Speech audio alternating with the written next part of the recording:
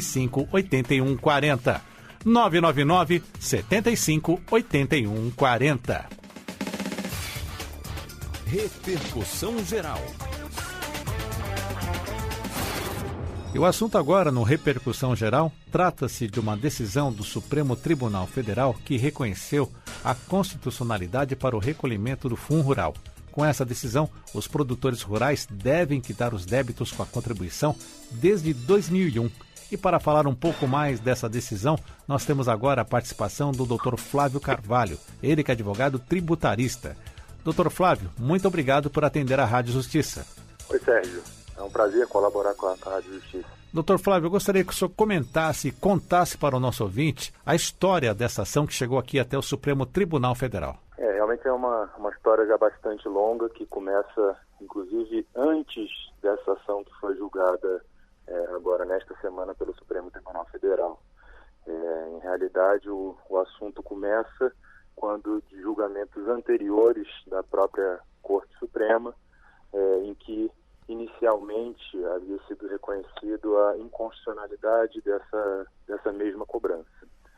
Esta nova ação que foi analisada agora pela Suprema Corte, ela, como muito bem dito por você na sua introdução, ela já é a partir de uma nova legislação que veio no ano de 2001, em que o governo federal, a União, buscou reintroduzir essa contribuição no nosso sistema jurídico.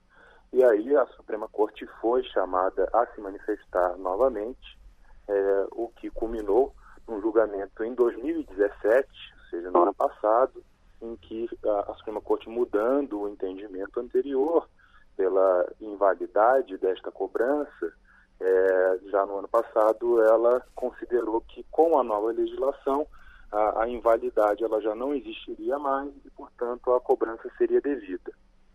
E aí o julgamento ocorrido nesta semana se tratou de uma resignação das partes envolvidas no processo com relação a partir de que momento essa cobrança deveria ser feita efetivamente, na medida em que muitos dos produtores rurais, a partir do julgamento, que o primeiro julgamento que aconteceu, em que foi considerada inconstitucional, inválida a cobrança, eles tinham uma expectativa de que, mesmo com a legislação nova de 2001, a cobrança ainda assim seria indevida.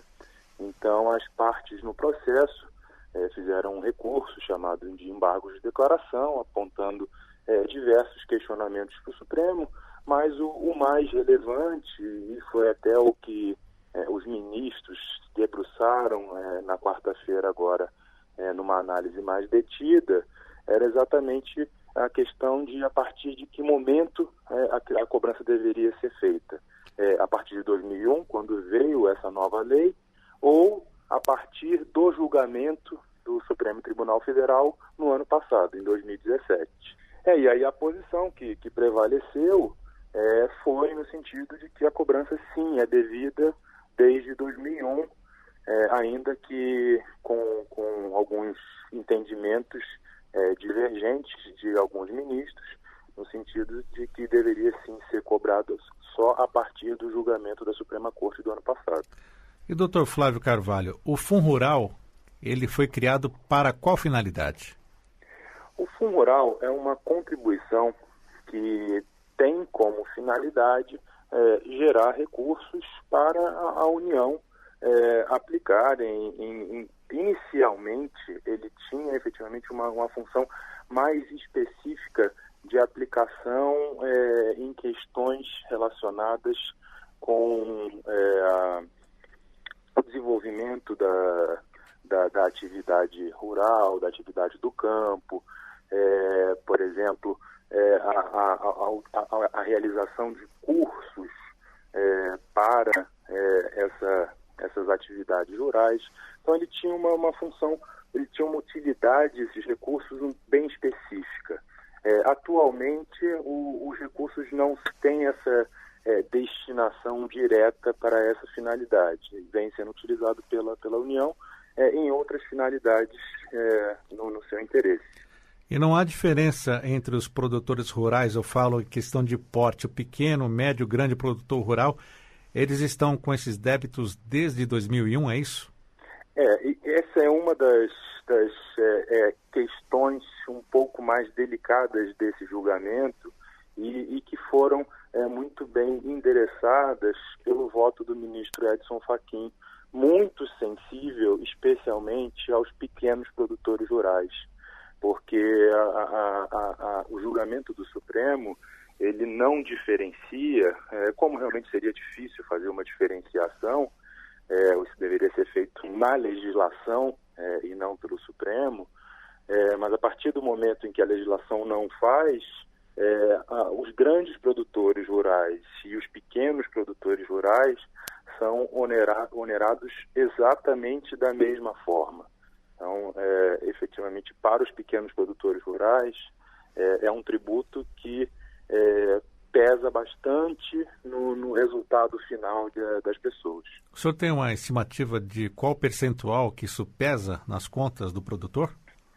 Bem, a alíquota, que é o percentual que incide sobre as vendas, ela é de 2,5%. Agora, isso aí vai depender muito de como pesa a partir de qual é a realidade de cada produtor na sua produção. Então, aqueles que têm uma margem muito pequena nas suas vendas, que é o que acontece com a grande maioria dos pequenos produtores, porque eles têm uma pequena margem de manobra na venda dos seus produtos, eles têm um impacto muito maior no pagamento dessa contribuição. Porque se ele já tem uma margem pequena, se ainda vem essa despesa tributária, a margem dele se torna ainda menor. E doutor Flávio Carvalho, com esta decisão do Supremo Tribunal Federal, qual conselho que o senhor deixa, então, para que esse produtor rural não seja ainda mais, digamos, penalizado com esse pagamento?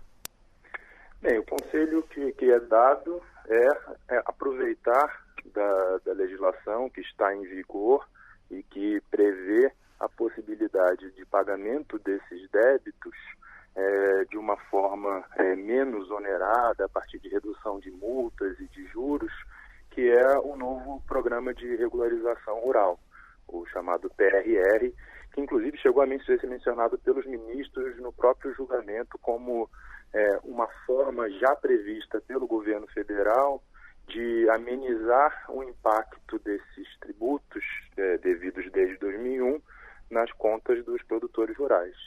Então, a partir do julgamento do Supremo, em que a questão está, pode-se dizer, totalmente resolvida, infelizmente contrariamente aos produtores rurais, eu acho que a melhor saída para eles, para regularizar essas dívidas tributárias, é o aproveitamento desse programa. É o chamado refis do Fundo Rural, é isso? Exatamente, foi esse o apelido que ele recebeu.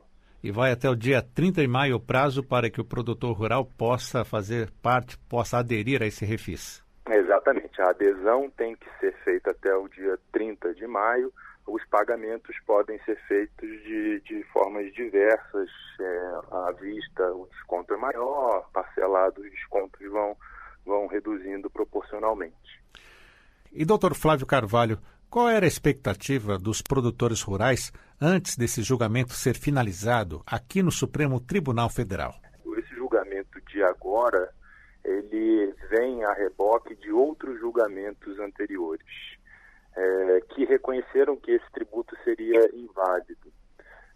Ao reconhecer essa invalidade do tributo, o Supremo gerou uma expectativa na sociedade, e aí especificamente nos produtores rurais, pequenos, médios e grandes, de que o tributo efetivamente seria inválido.